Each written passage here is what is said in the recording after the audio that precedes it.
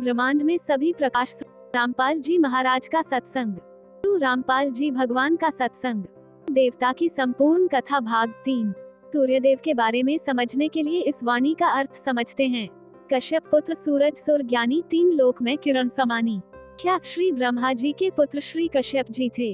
श्री कश्यप जी के पुत्र श्री सूर्य देव थे, जो एक ब्रह्मांड में सभी प्रकाश स्रोतों के प्रमुख हैं, जिनके तहत कई सूर्य आदि हैं जो प्रकाश के स्रोत हैं। सूर्य देव के बारे में कहा गया है कि वे बहुत बुद्धिमान हैं। 7000 संगी बाल खेलम, बिना रागी अजब बलेलम, कोटि योद्धा संग जाके सिकबंदी है पुरण साके। क्या जब सूर्य देव रथ पर सवार होते हैं तो उनके साथ 60,000 बच्चे नाचते हैं और 30 लाख योद्धा आगे पीछे चलते हैं। आदि वादन में निपुण भगवान सूर्य के रथ के आगे 60,000 बच्चे दौड़ते हैं और मधुर भजन गाते हैं। करोड़ योद्धा सूर्य देव के रथ के पीछे चलते हैं, जो सिकबंदी हैं, यानी वे पूर्ण रूप में योद्धा हैं। साके का अर्थ है कि उनकी बहादुरी अत्यधिक महिमा मंडित है।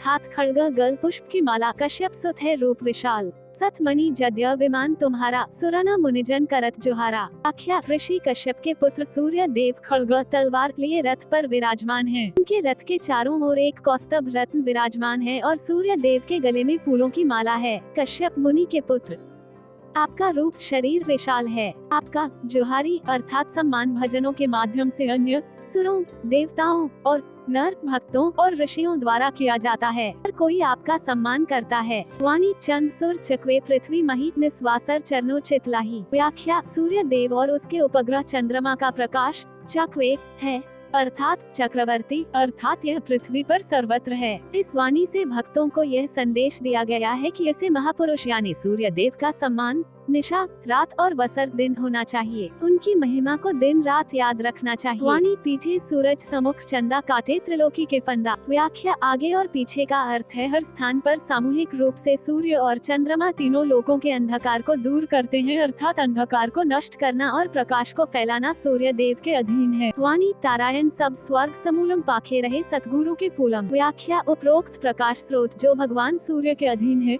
उनके सहित सभी तारे और स्वर्ग संपूर्ण उत्पत्ति सृष्टि आदि सतलोक आदि के फूल सतगुरु सहित उपरोक्त सभी क्षेत्र सर्वशक्तिमान कबीर जी के अधीन हैं, जो संत गरीबदास जी से सतगुरु रूप में मिले थे। सभी फूल खिल रहे हैं, अर्थात पूरी सृष्टि कबीर परमेश्वर के बगीचे का फूल है। उपर्युक्त अमृत वाणी में भगवान सूर्य का सबसे अच्छा वर्णन किया गया है। आइए आगे बढ़ते हुए पढ़ें कि सूर्य देव ने सच्चा आध्यात्मिक ज्ञान कैसे ज्ञान प्राप्त किया था।